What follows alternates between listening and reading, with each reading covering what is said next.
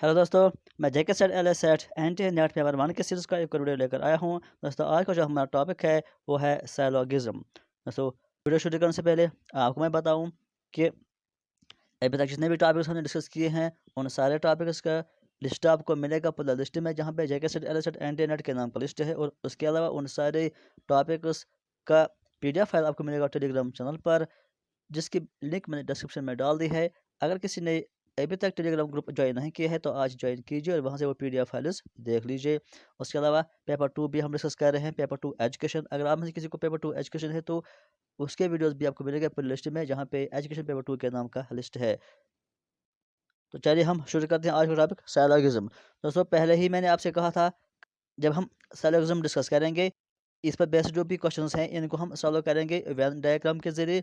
और इसलिए मैंने कल के वीडियो में आपको वेन डायग्राम पढ़ाया था। अगर किसी ने वो वेन डायग्राम वाला वीडियो नहीं देखा है तो आप इस साइलोगिज्म के साथ साथ चाहे इससे पहले या इसके बाद आप वेन डायग्राम वाला वीडियो भी देख लीजिए, क्योंकि वो वीडियो और ये दोनों आपस में रिलेटेड हैं। इन दोनों को आप देख लीजिए।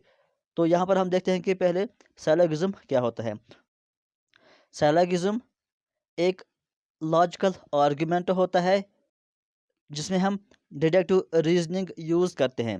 डिडक्टिव रीजनिंग क्या है यह हमने पहले ही पढ़ा है, वो वीडियो भी आपको प्लेलिस्ट में मिलेगा। फिर भी मैं यहाँ आपको बताऊंगा कि डिडक्टिव रीजनिंग वो रीजनिंग होता है जहाँ पर हमारे स्टेटमेंट्स या जिसको हम प्रीमाइसेस भी बोलते हैं वो जनरल टाइप के होते हैं और उसके बेसिस पर हम एक पर्टिकुलर कंक्लूजन निकाल लेते हैं, उसको हम कहते हैं डिडक्टिव रीजनिंग। तो साइलोगिज्म का मतलब है कि ऐसा आर्ग्यूमेंट जिसमें स्टेटमेंट्स होते हैं, एक ऐसा आर्ग्यूमेंट जिसमें हम डिडक्टिव रीजनिंग यूज़ करके किसी सोल्यूशन तक या किसी कंक्लूजन तक पहुंच जाते हैं। कोई कंक्लूजन निकालने के लिए जब हम आर्ग्यूमेंट्स पर या प्रीमाइसेस पर डिडक्टिव रीजनिंग अप्लाई करते हैं ताकि हमारे पास एक कंक्लूजन निकल के आए, उसको हम कहते हैं साइलोगिज्म। इस साइलोगिज्म में दो या दो से ज़्यादा प्रीपोजिशंस या जिसको हम बोलते हैं प्रीमाइसेस या स्टेटमेंट्स होते हैं।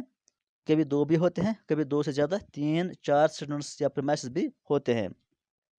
और एक बात आपको याद रखनी है कि इसमें जो भी स्टेटमेंट्स होते हैं या प्रीमाइसेस होते हैं इनको हम ट्रू मानते हैं, एज्यूम्ड टू बी ट्रू। चाहे वो रियल लाइफ में ट्रू होंगे या नहीं होंगे, लेकिन साइलोगिज्म में जो भी प्रीमाइसेस होते हैं, जो भी स्टेटमेंट्स होते हैं, उनको हम एज्यूम करते हैं कि वो ट्रू हैं, अगरचे वो रियल लाइफ में ट्रू नहीं भी होते हैं। फॉर एग्जांपल यहाँ पर आप देख लीजिए ये premises, all dogs are rats, सारे डॉग्स रेट्स हैं। रियल लाइफ में ये तो ट्रू नहीं है, लेकिन ये साइलोगिज्म है, साइलोगिज्म का प्रीमाइसेस है, इसको हम यहाँ पर एज्यूम करते हैं कि ये ट्रू है।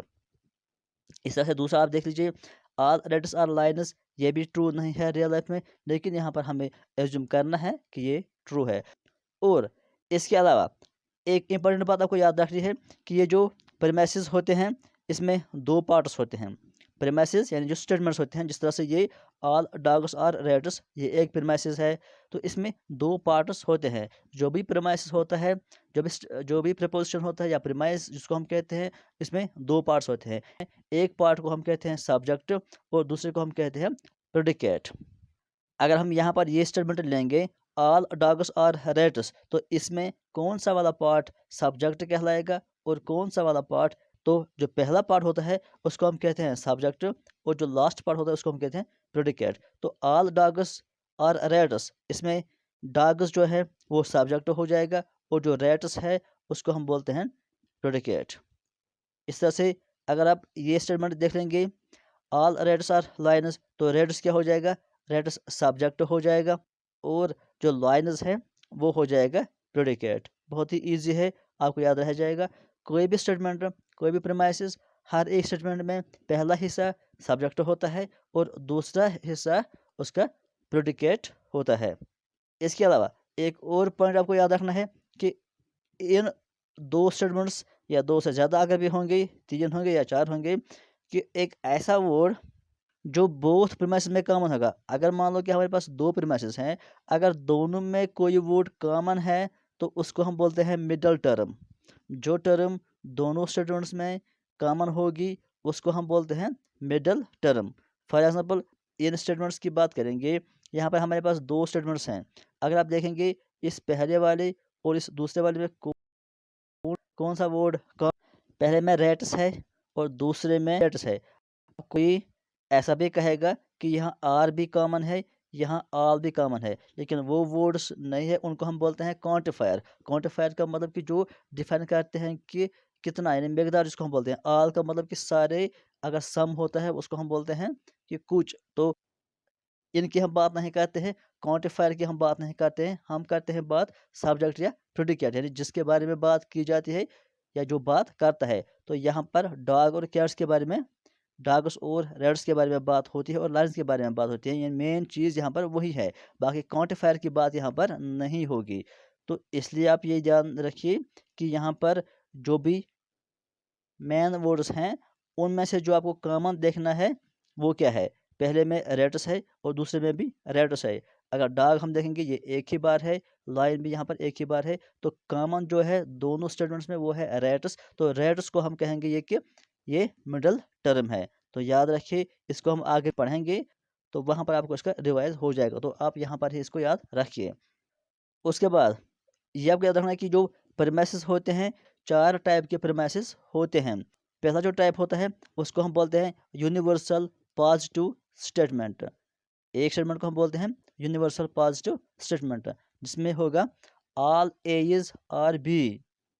जैसे कि यहाँ पर था ऑल कैट्स आर डॉग्स। तो ऑल की जब बात की जाती है और पॉजिटिव स्टेटमेंट होता है उसको हम बोलते हैं यूनिवर्सल पॉजिटिव। इस तरह से दूसरा स्टेटमेंट होता है पर्टिकुलर पॉजिटिव, यानी पॉजिटिव वो होता है लेकिन पर्टिकुलर, यानी सम एज आर बीज। या अगर हम कहेंगे कि सम कैट्स आर डॉग्स, तो कैट्स आर डॉग्स ये पॉजिटिव है, लेकिन सम की बात की गई है तो ये हो गया पर्टिकुलर पॉजिटिव स्टेटमेंट। इसको भी आप याद रखिए। उसके बाद है थर्ड टाइप यूनिवर्सल नेगेटिव, यानी जो नेगेटिव होता है लेकिन होता है यूनिवर्सल। यूनिवर्सल का मतलब होता है आल। ये भी आप इजी वे से याद रखोगे कि जो होता है पर्टिकुलर उसमें यूज होता है सम या मोस्ट, लेकिन जो यूनिवर्सल होता है उसमें होता है ऑल क्वांटिफायर यूज। तो थर्ड की हम बात कर रहे थे कि यूनिवर्सल नेगेटिव, जैसे no A is B. No जब आएगा सेंटेंस में उसको हम बोलते हैं नेगेटिव, या नॉट भी होता है तो उसको हम बोलते हैं नेगेटिव। लेकिन फिर यहाँ पर है नो ए इज बी, यानी कोई भी डॉग कैट नहीं। तो जब सबकी बात है, कोई भी डॉग कैट नहीं का मतलब है कि सबके बारे में बात की जाती है, तो यह हो गया यूनिवर्सल नेगेटिव। उसके बाद पर्टिकुलर नेगेटिव स्टेटमेंट वो कैसे होता है, सम एज आर नॉट बीज, यानी some cats are not dog. इसका मतलब है कि कुछ हो सकते हैं। जब some cats are not, not use हो गया तो हो गया नेगेटिव, लेकिन सम हो गया तो हो गया पर्टिकुलर। लेकिन जब नो कैट्स, यानी नो का मतलब है कि कोई भी कैट डॉग नहीं है, तो वहाँ पर वो हो गया यूनिवर्सल और नेगेटिव की वो बात करता है। तो ये इन चारों को आप याद रखिए, ये इंपॉर्टेंट है। इनको भी हम यूज़ करेंगे आगे भी जब हम पढ़ेंगे स्क्वायर ऑफ अपोजिशंस। वो बहुत ही इंपॉर्टेंट कॉन्सेप्ट है, वो हम एक दो दिन के बाद पढ़ेंगे। तो फिर से आप इनको एक बार देख लीजिए कि चार टाइप के प्रीमाइसेस या स्टेटमेंट्स होते हैं। एक को हम बोलते हैं यूनिवर्सल पॉजिटिव, जिसमें पॉजिटिव की बात होती है लेकिन सबके लिए ऑल। इस तरह से पर्टिकुलर पॉजिटिव, पॉजिटिव होता है लेकिन पर्टिकुलर, जिसमें हम बोलते हैं सम।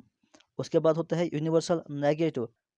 यूनिवर्सल का मतलब होता है कि no A is are B, no cat dog है या no dog is cat negative है लेकिन सबके लिए होता है, तो हम बोलते हैं उसको यूनिवर्सल नेगेटिव। उसी के साथ साथ पर्टिकुलर नेगेटिव, इसका मतलब है कि some A's are not B, या some cats are not dogs, some lions are not dogs. इस तरह के स्टेटमेंट जो होते हैं उनको हम बोलते हैं पर्टिकुलर नेगेटिव। तो ये कुछ चीज़ें आपको याद रखनी थी इस सैलोगिज्म के बारे में। तो यहाँ पर ये इतने ज़्यादा यूज़ नहीं हो रहे हैं, ये एक्चुअली यूज़ हो जाएंगे जब हम पढ़ेंगे स्क्रिप्ट अपोजिशंस। फिर भी मैं कह रहा हूँ कि लेकिन यहाँ पर हम सैलोगिज्म के क्वेश्चंस कैसे सॉल्व करेंगे बाय वेन डायग्राम, वो हम सीखेंगे। तो पहले मैं आपको बताऊँगी कि ईजी वे जो सॉल्व होता है, ईजी वे या ईजी ट्रिक जो सॉल्व करने का है सैलोगिज्म का, वो है वेन डायग्राम। कैसे हम करेंगे, तो हम चाहेंगे सीधे एग्जाम्पल्स पर। यहाँ देख लीजिए, पहले क्या है स्टेटमेंट्स। पहला स्टेटमेंट्स ये है ऑल डॉग्स आर कैट्स, और दूसरा स्टेटमेंट्स है ऑल कैट्स आर बुल्स। ये दो स्टेटमेंट्स है या दो प्रीमाइसेस जिनको हम बोलते हैं, और नीचे इनका कंक्लूजन दिया हुआ है। 4 कंक्लूजन इनका दिया हुआ है और हमको बताना है कि इन 4 कंक्लूजन में से कौन इससे फॉलो होता है, या हम कहेंगे कि इन स्टेटमेंट्स के मुताबिक कौन सा कंक्लूजन ट्रू है। क्या फर्स्ट है ट्रू, या सेकंड ट्रू, या थर्ड, या फोर्थ, या दो ट्रू है, या सारे ट्रू हैं। कौन सा कंक्लूजन इनमें ट्रू हो सकता है। तो इनको हम सॉल्व कैसे करेंगे, हम वेन डायग्राम के ज़रिए सॉल्व करेंगे। किस तरह सॉल्व करेंगे, यहाँ पर देख लीजिए आप। पहला जो स्टेटमेंट हमारा है ऑल डॉग्स आर कैट्स। जब सारे डॉग्स कैट्स हैं, इसका मतलब है कि सारे डॉग्स कैट्स में आते हैं। तो बड़ा क्या होगा, कैट्स यहाँ पर होगा, और उसके अंदर आ जाएगा डॉग्स, क्योंकि इसने कहा है ऑल डॉग्स आर कैट्स। तो सारे डॉग्स किस में आएंगे, कैट्स में। इसका मतलब कैट्स वाला जो फिगर होगा वो बड़ा होगा और डॉग्स उसके अंदर आ जाएंगे, इसीलिए होगा ये ऑल डॉग्स आर कैट्स। उसके बाद हम दूसरा स्टेटमेंट पढ़ेंगे और इसका भी डायग्राम हम ड्रा करेंगे। ऑल कैट्स आर बुल्स, कहता है कि सारे कैट्स जो हैं वो बुल्स है, यानी सारे कैट्स किस में आएंगे, बुल्स में आएंगे। तो हम एक और बड़ा सा करेंगे और यहाँ पर लिखेंगे बुल्स, क्योंकि सारे कैट्स किस में आएंगे, बुल्स में आएंगे। तो ये हमारे पास क्वेश्चन है, यानी स्टेटमेंट्स हैं। अब इन्हीं के बेसिस पर हम देखेंगे कि कौन सा कंक्लूजन फॉलो होता है। अगर हम पहला देखेंगे, यहाँ पे कह रहा है सम बुल्स आर डॉग्स, क्या ये फॉलो होता है, सम बुल्स आर डॉग्स। बुल्स वाला ये है, क्या सम बुल्स आर डॉग्स, क्या इसमें से कुछ हिस्सा डॉग्स ने कवर कर दिया।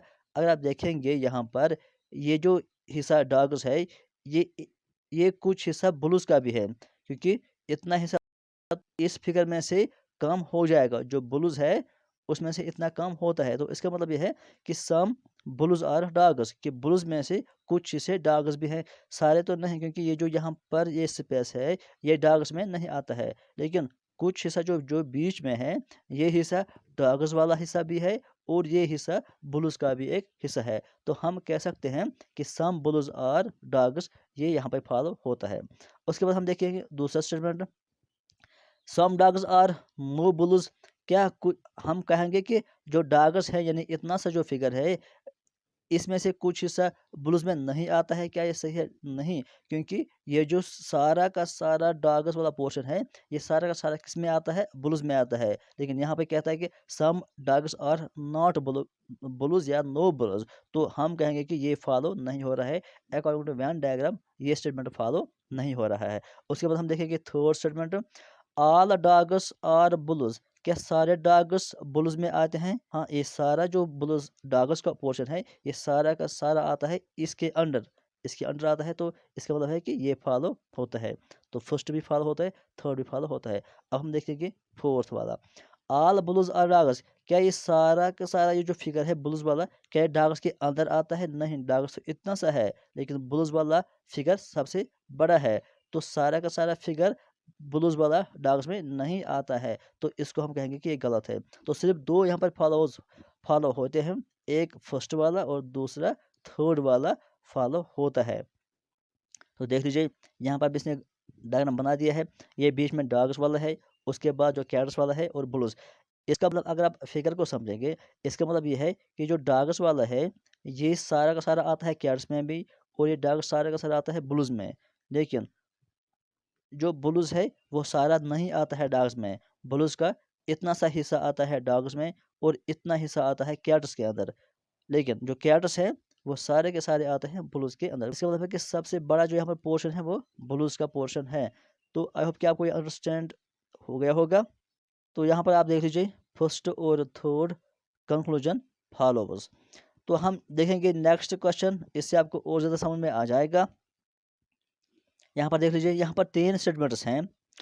पहला जो यहाँ पर स्टेटमेंट है वो कहता है कि मोस्ट सीपीयूज आर कीबोर्ड्स। जब मोस्ट की बात आती है, ये सेम होता है जैसे कि हम बोलते हैं सम अगर हम बोलेंगे सम सीपीयूज आर कीबोर्ड्स, या हम बोलेंगे मोस्ट सीपीयूज आर कीबोर्ड्स, ये एक ही बात होती है। तो सम का मतलब होता है कि कुछ हिस्सा उसमें आएगा।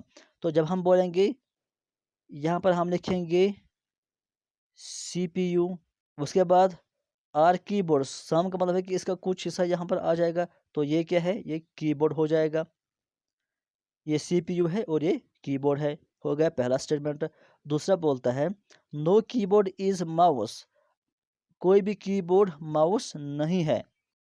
तो इसको हम यहाँ पर भी ड्रा कर सकते हैं, क्योंकि अभी हमें उसके बारे में कोई भी इंफॉर्मेशन मुकम्मल नहीं है। ये हमने मान लिया कि माउस यानी इनके बीच में कोई भी टच नहीं होना चाहिए। इतना तो हमें क्लियर हो गया है। लेकिन हम पहले यहाँ पर थोड़ा देखते हैं। ऑल माउस आर सीपीयूज कहते हैं, लेकिन जो सारे माउस हैं ये सीपीयूज के अंडर आने चाहिए। तो यहाँ पर ये फिगर नहीं आएगी, ये सीपीयू के अंदर होगी इस तरह से। लेकिन इन दो के बीच में टच नहीं होना चाहिए, क्योंकि इसने पहले ही कहा कि no keyboard is a mouse, इसलिए इस बात का ध्यान रखें।